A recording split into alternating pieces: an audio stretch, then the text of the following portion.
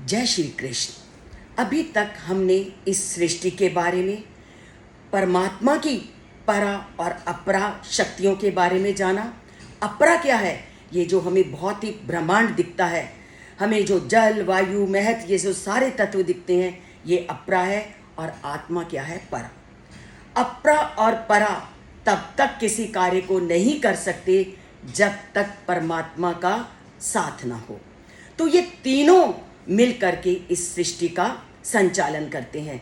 तभी तो श्री कृष्ण आज के श्लोक में कहते हैं, एतत योनिनी भूतानि, कि प्राणियों की इन योनियों का, सर्वाणी इत्ते उपधारे, कि इन सब योनियों का कारण मुझको ही जानो। अहम कृत्स्न से, मैं सारे जगतः संसार के प्रभव प्रलय तथा, कि इस संसार की उत्पत्ति का और इस संसार के प्रलय का मैं कारण हूँ।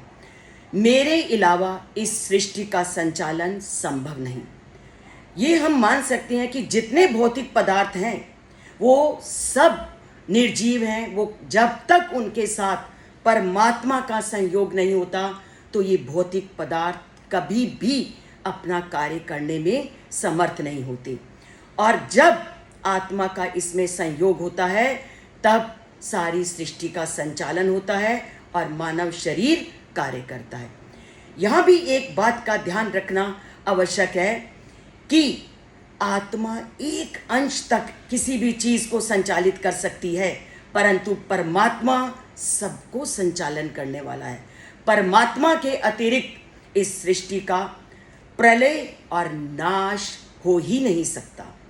तो इस सृष्टि को बनाने वाले और इस सृष्टि के विनाश करने वाले परमात्मा श्री कृष्ण हैं। अब हमारे मन में इस प्रश्न का उठना स्वाभाविक है कि इस सृष्टि की आयु कितनी है, कब इस सृष्टि का जन्म होता है और कब इसका विकास होता है। उसका उत्तर भी श्री कृष्ण ने इस श्लोक में दिया है, परंतु उसकी चर्चा हम आगे करेंगे। जय श्री कृष्ण।